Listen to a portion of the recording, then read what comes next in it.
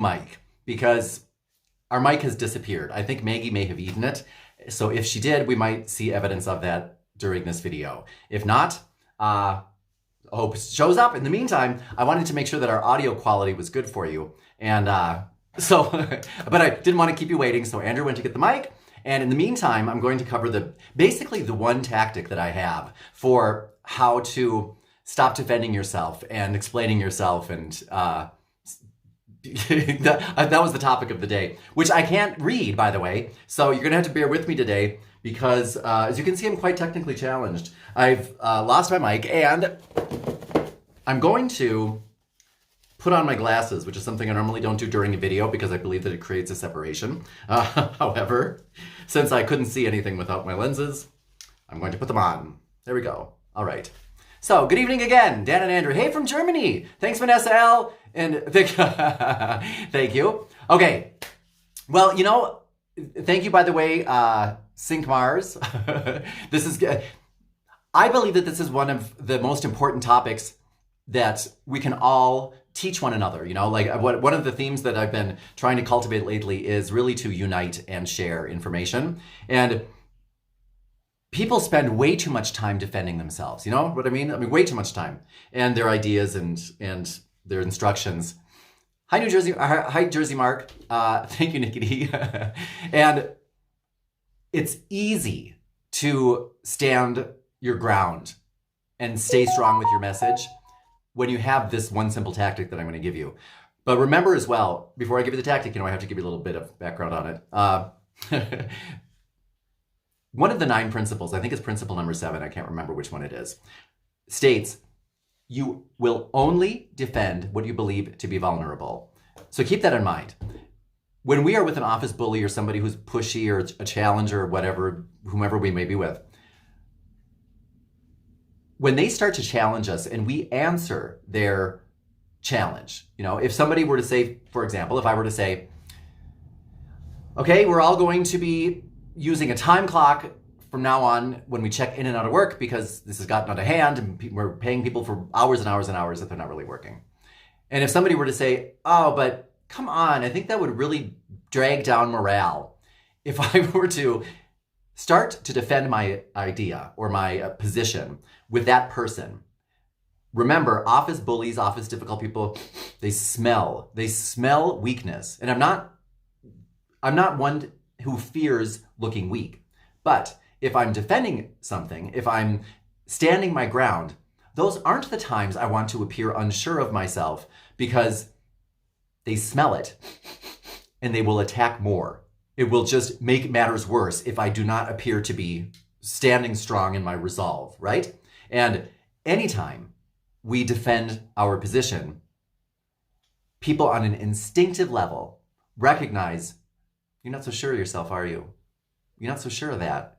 You believe that that's vulnerable. Ha! I found your weakness. That's what happens. Because when we believe that something is not vulnerable, we do not defend it. We don't even take the time to do it. If you were to say to me, for example, Dan, I was talking to your mother the other day. I don't think she really loves you. Now, if you were to have said, I don't think she likes you, I might have agreed with you. But if you were to say, I'm joking, Mom. If you were to say that she doesn't love me, I would be like, oh, okay, all right. Do you know your address? You know what I mean? Do you know how to get home? Because that would be so absurd. I wouldn't have to say, or I wouldn't feel the urge to somehow defend that and say, no, my mom loves me. Watch, I'll call her. So keep that in mind. When we start to defend our ideas or our thoughts or whatever it may be, that alone shows people that we aren't confident to begin with. So don't do that. Instead, broken record, that may be but.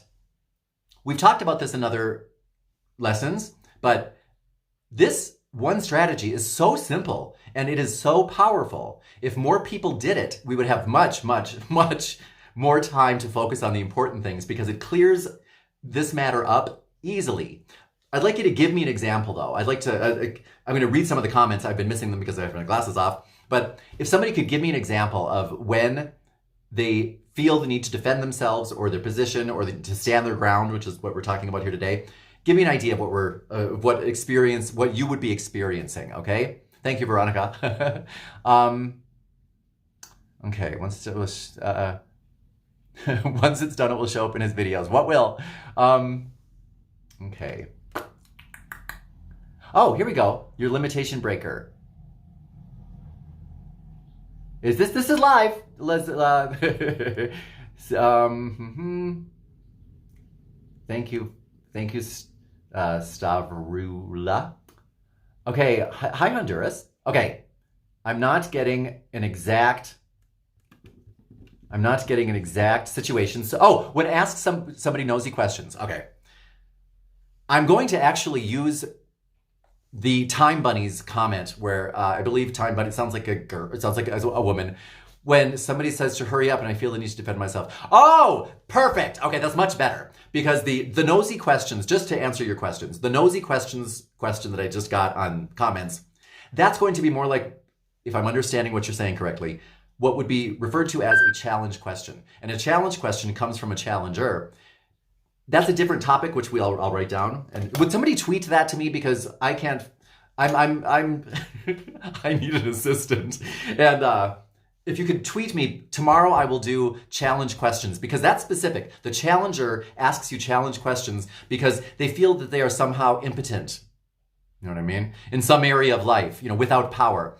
And so to fill that void of power, they ask people challenge questions because, again, on an instinctive level, we know the person in a relationship who asks the majority of questions and gets answers is the person with the perceived power in that relationship. That's one of the laws of power. And so sometimes when people feel as though they do not have power in their life, they go around asking people nosy questions. What are you guys talking about? How long have you been doing that? How much do you make? What'd they tell you? Where'd you hear that? Huh. People will ask these. Those are challenge questions asked by challengers. And again, it's like Rumpelstiltskin. Know who they are. You can properly address them. But Bunny was just saying that, like, she's getting ready and somebody's pressuring her to hurry up. I can relate to that one big time, because one of the benefits that I enjoyed when I moved to Mexico, most full time, is time restrictions aren't as severe. People aren't as, now it's not like it used to be where they'd say, I'll be there in 20 minutes and it would be 5-6 hours. That when I first moved here, that was more or less acceptable. Now you still have you have a lot of wiggle room here. But when people rush me, and they're waiting for me and they know me, if you're somebody who knows me, you know me. I said I'd be ready at 6:30. So you came over, we're about to leave. It's 7:45 and you're still waiting and I'm still getting ready. What's the problem? You know me. First time was about me. If you're aggravated because you're waiting now, that's about you. I can't help you there. I need to get ready. That's basically it. But when that's a good example, because if somebody were to say, for example, hey Bunny, you got to hurry up. We got some eggs to fry. For example, if your answer is, because first you have to have a response, or you have to have a statement that you have made for this particular tactic to work. You know what I mean? Like if you were to greet your guest and the two of you were about to go out to dinner, and you say, I'll just be a couple more minutes. And the guest says, no problem, and is sitting down and waiting. Hey, what you doing in there, Bunny? Hatching some of your own Easter eggs? I'll just be a few minutes. Repeat it. Remember, just repeat it. And then, hey, Bunny, I think we're running about 45 minutes late. Well, that may be, but I'll just be a few minutes. I've been waiting here now about 2 hours. Well, that may be, but I'll just be a few minutes. Oh, hey, the lovely Andrew. Hey there. Hey. I started without you. I know. So the real key to standing your ground and doing it in a way that does not reveal that you are somehow unsure of yourself. Like Bunny, for example. If I'm assuming you do know this with your name, like Bunny. Oh, they had one. Oh, great. Okay. Bunny, you're the prize, right? If somebody came over and is waiting on you for a date, that's because you're the prize. Uh-oh, we're doing something. Okay, can you still hear me? Uh-oh. That was very risky, Andrew. That was? It was.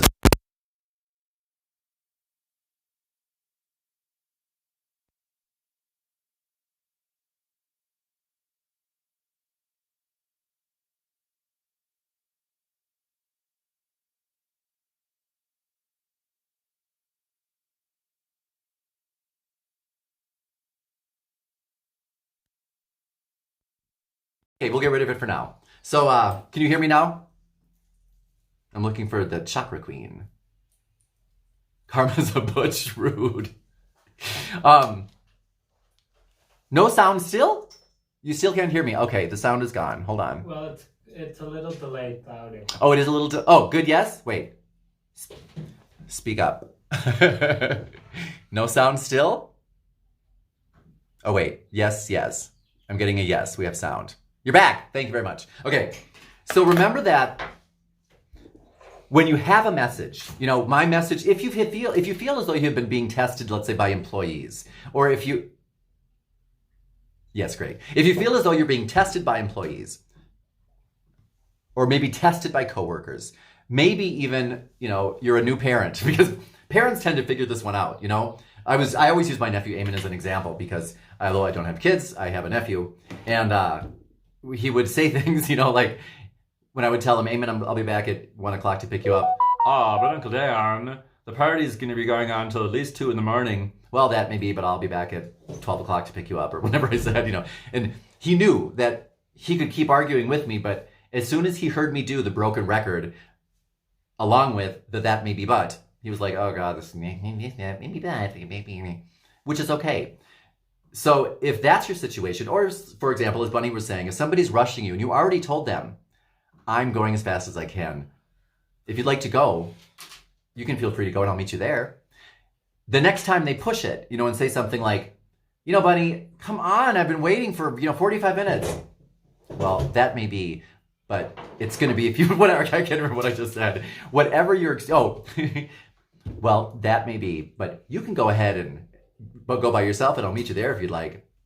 I'm going to be a few more minutes. Then you just keep saying that, letting people know that the message that I gave you to begin with was valid, is valid, and will be valid, regardless of how many times you challenge it. So especially at work, I think a lot of new managers need to learn that one, where if you were to tell people, all right, everybody, from now on, we're going to be using the new time card system here, so let's all line up and I'll show you how to use it one by one. Aw, man, this is going to cost us more time in the end. Well, that may be, but line up, we're going to be teaching every one of you how to use this system.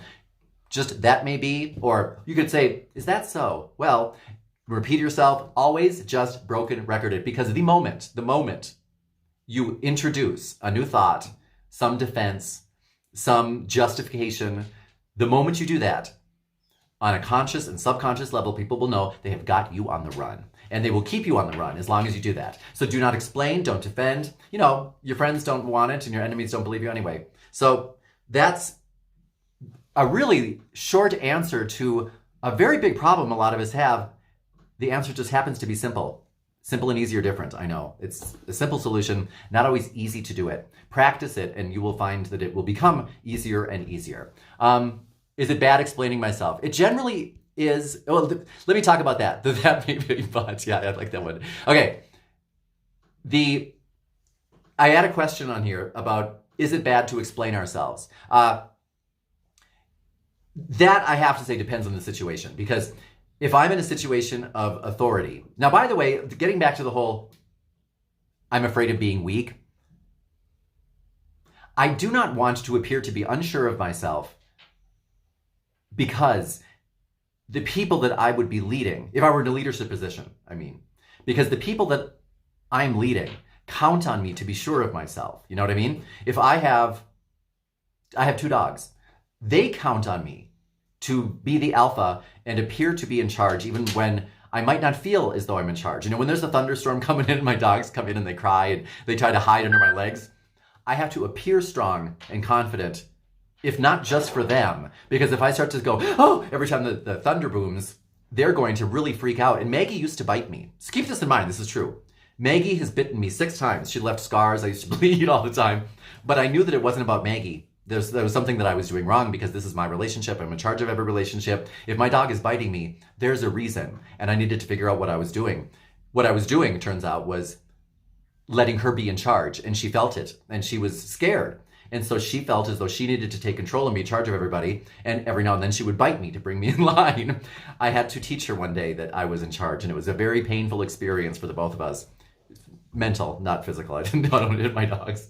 But she never bit me again. And if you're in a leadership position and people are counting on you to be confident and sure of yourself, Under normal circumstances, I would not explain myself unless the explanation comes along with the instruction. You know what I mean? Because the number one thing that gets buy-in for you if you have to introduce a change at work is that the people who are going to be affected by the change or be involved with the change somehow feel as though they were participating in the discussion as the change was coming about. They don't need to feel as though their ideas were heard or heeded. They just need to feel as though I heard and talked about that, I was there. Therefore, when I'm delivering some information or telling somebody that there's going to be a change coming, if at that time I say, hey, everybody, here's why we're going to be doing things differently. That's a great idea, but you only do that when you deliver the instruction to begin with. And you would never do it in response to somebody challenging your authority. Am I being clear on that one? So for example, with my kids, I might say, you know what? So that I know that you are safe and to prevent anything from ever happening to you, I'm going to be bugging your phone from now on with the spy app. Now I might tell them that. If I were to just do it thinking I need to do this, and then they were to say, hey, who do you think you are bugging my phone? I don't need to explain myself to you. That's different, you know what I mean? I'm not defending myself, no. But I might explain when I do it to try to get some more buy-in. So I hope that helps. By the way, Andrew, I think we might have... No, we don't. We might have a visitor. I saw. Wait, it's just, I'm not 100% sure. Okay. Didn't mean to tear you away from your fascinating notebook there, Andrew. I'm joking. What? Nothing. Okay, so how to handle a passive-aggressive friend. I have not reacted at all. Now it's trying to turn my friends against me. I'm thinking of taking myself out as it is so hurtful. Crazy lady. Okay, so you have a passive-aggressive friend that is turning your other friends against you. That's horrible. There's not many things that are worse than being ganged up on, right? I know what that's about. So I hope that's a friendly reminder of everyone, don't gang up on people. You know what I mean? That's always the worst. I'd have to know a little bit more about what you are looking to do, what the outcome you want would be, who of these friends you're considering keeping, because I can't imagine any one of my good friends. I'm not a big one about friends. I don't have a lot of friends. My brother has hundreds of friends.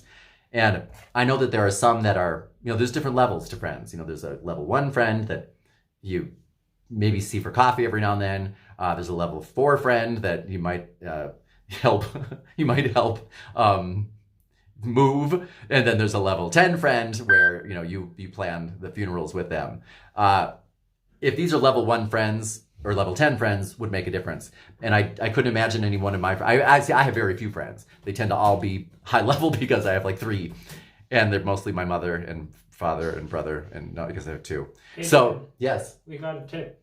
Yeah, we got a tip. Who gave us a tip? Jupiter. Jupiter, I think you are my number 1 source of income, and I appreciate that. I will bless you in many different ways, however I can. But thank you very much. So getting back to what do you do about those people? I would need to know, who are these people to you, because it really does not sound like they're your friends. With the few friends that I have, I couldn't imagine some lady coming in and turning my friends against me. I just couldn't imagine that. So which makes me think they weren't really that great of friends to begin with. But that would really, if these are your friends with whom you work, that would really make work life unbearable, wouldn't it? Addressing what I don't know, I'm going to throw something out for that one, because I feel as though that's really bothering you. Who made that comment? Did you happen to see that, Andrew? Which one? The one about the friends that were. Here we go. Lori. Lori, I don't know why, but I feel this is really bothering you, and this is a big deal. And you might be considering a life change, buying or changing your job or something. So what I would do is this.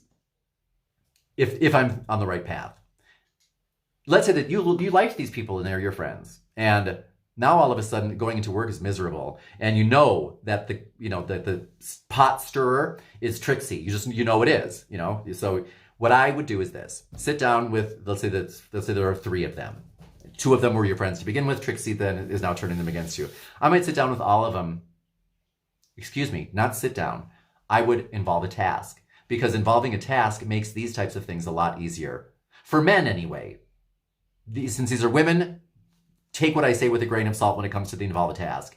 Involving a task is a tactic that I use with men because we like to kind of do other things as we talk to you so that I can, not have to look you right in the face and talk about sensitive issues. I'll have you clean the car with me so that you can be looking at the hubcap as I ask you how you feel about things. We like that. But let's say that whatever it is, you maybe go out to lunch or you sit down with them, you involve a task. All three of you together, I would be 100% honest. And that's the big difference when it comes to when you need to have these types of talks. I tend to get away from tactics and lean towards principles because tactics are going to be quick things, easy fixes, life's challenges that are distractions that we can get out of the way.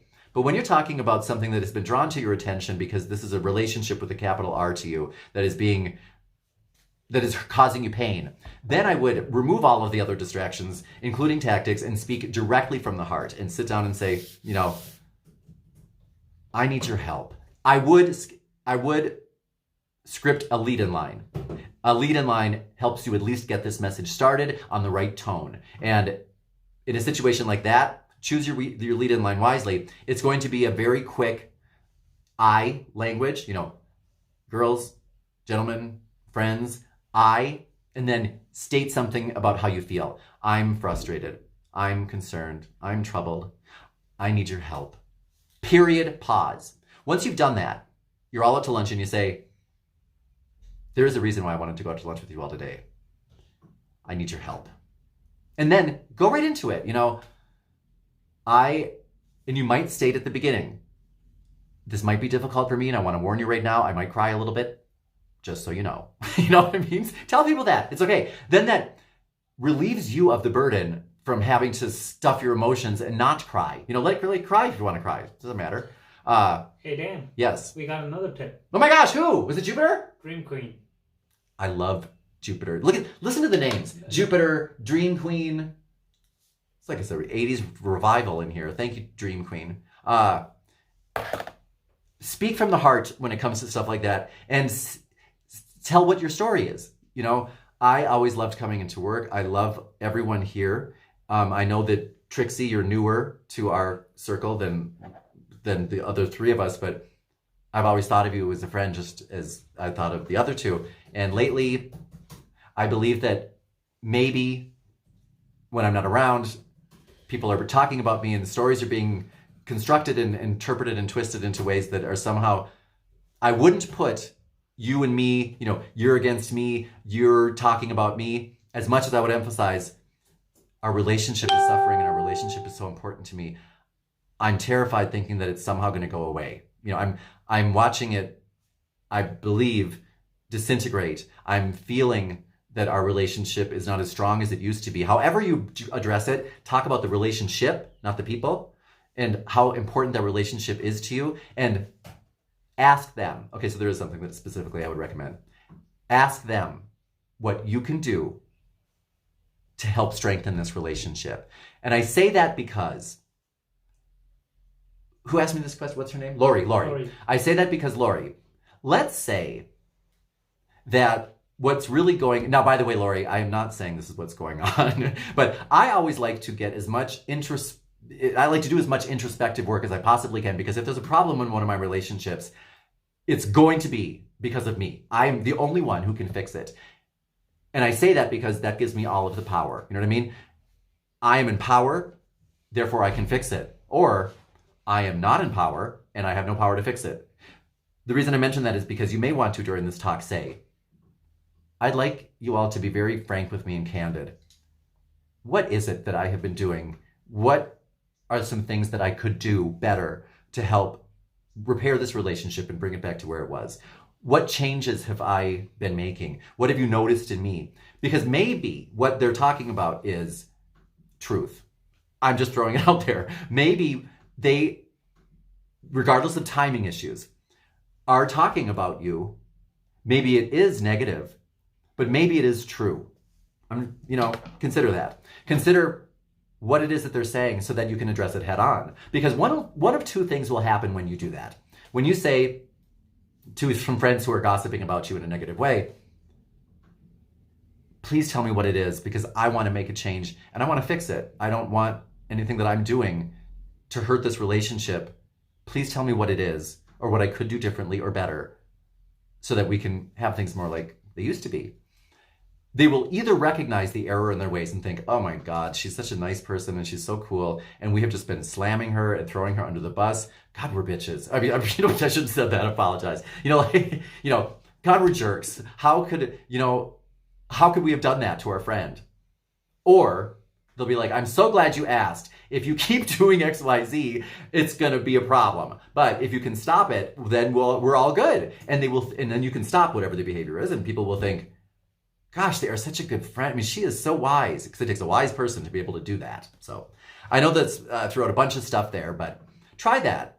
Go out with them, tell them how you're feeling, and ask them what you can do to improve the relationship and try to get something out of them, what you have done that has maybe hurt it. Because maybe you will find, for example, that you've been leaving them alone too much. You've been out doing your thing with the other managers and you think you're so great.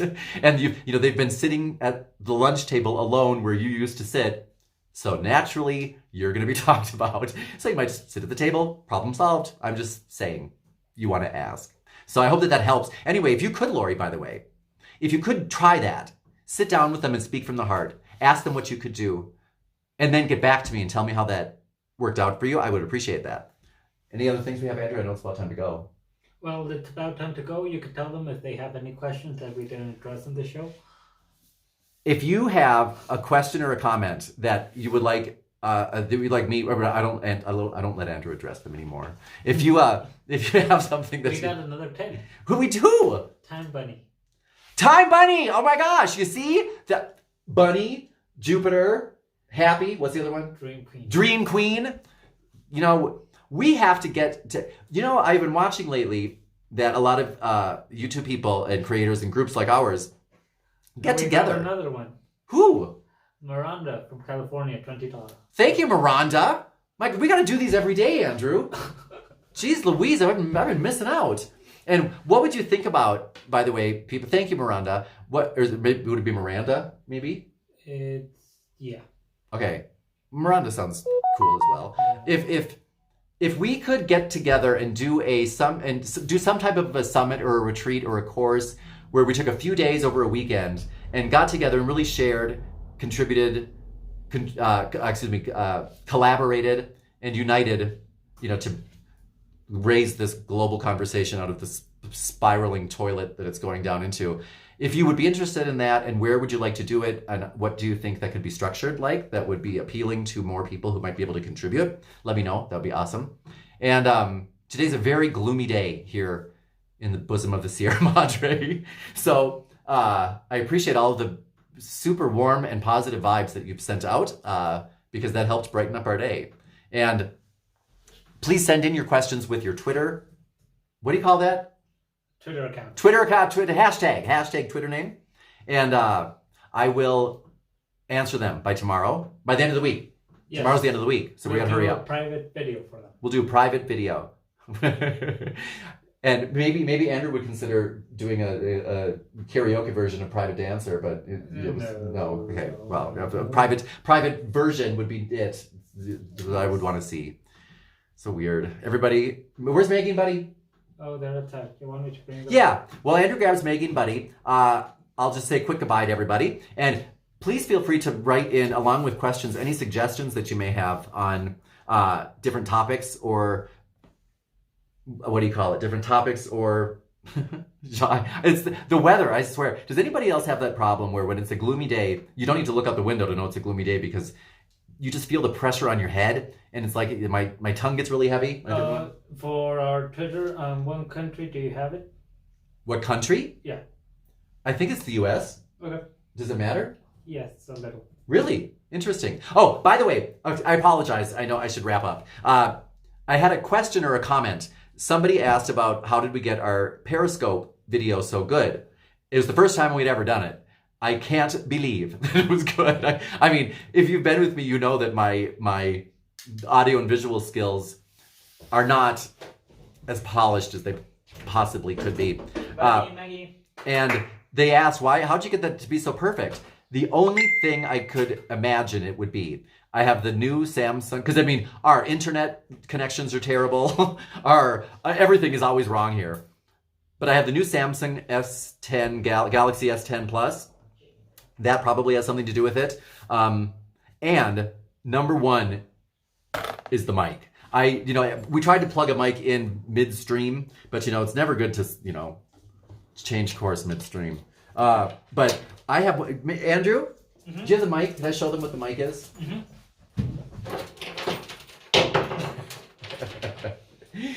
Thank you. Oh, there's Maggie, buddy. Hey, Megs. Hey, buddy. Oh, there they go. They're so good. Look at how Buddy lunges towards the treats. And Maggie does not take her paws off the carpet because she's a lady. Hey, I'm not going to distract them. Okay, I got this mic on Amazon for like $20. And it plugs right into your phone. This is what I would get. There are some that require an app and they have a USB mini cable. I've tried those and I just have not had good luck with them. But this, I got the very cheapest. I think they're like $12, $15. I'm not a big fan of going for the cheapest. It just happens to be that the most inexpensive little mics that look like this, and you stick it into the earphone jack in your phone. Now, if you don't have an earphone jack in your phone, this will not work for you. But you stick that in, and this one that I have in front of me is not the one I normally use because the one I normally use does not have a battery in it. But it's otherwise exactly like this. Go on Amazon and get a cheap little one like that. The reason that I got an even cheaper one with no battery, because I've always wondered what do they do in this thing that makes the sound so good. And then the one that I have without this, the sound sounds exactly the same. So I don't think there's any magic beans in here. I think that whether we use it or not, this little box, the sound is great when you use. That sound's kind of crummy today, and I apologize because I didn't have my magic mic. But that's all you do. You get one of these little tiny ones, a lapel. You stick it on there. And it's going to be, hello, I can't hear you. I have a banana in my ear. So that's the secret. I'm telling you, just get a good phone and a mic that you can plug into your phone. Because as you know, too, syncing it up, like if you try to use an external mic and then a different camera, and then you sync it through your OBV YouTube thing or Bob here, it's going to cause problems. Technology is against me. And someday I will find the universal force that has caused that to happen, but until then, I'm just gonna have to work with what I've got. So, anything else? Oh, hi, Buddy. Hi, what? Buddy catches kisses. I'm gonna blow him a kiss and he'll catch it. Did you see that? He caught it. Hey, Buddy. Oh, wait, stop. Oh, hi. Buddy's the most gentle, wonderful dog. What would you think about Buddy having his own channel? I was thinking about putting some cameras around to just kind of, hey, Buddy, sit, Buddy, sit, Buddy. He always catches kisses, even if he doesn't look at you. I think Buddy and Maggie need their own channel because they are very funny when they communicate with one another. And I thought about this when I have a clock radio mic. Nanny Cam watches Andrew when I'm not around. And one day I was reviewing the tape just for fun because there was nothing I was looking for. But I noticed Buddy and Maggie kept coming into the room and they would hang out and be kind of weird and then they would leave. And I thought as I was watching it, I'm transfixed watching these two dogs and how they communicate with one another when no one's around. What do you think about that for a channel? I don't know. Everybody here at Dan O'Connor Training, this is Dan O'Connor. I'm signing off. Thank you. Okay. I don't know how to sign off. Let me help you. Thank you. See, and tell Andrew next time, give Dan the hook. Hello. No, Oh, there we go, red button.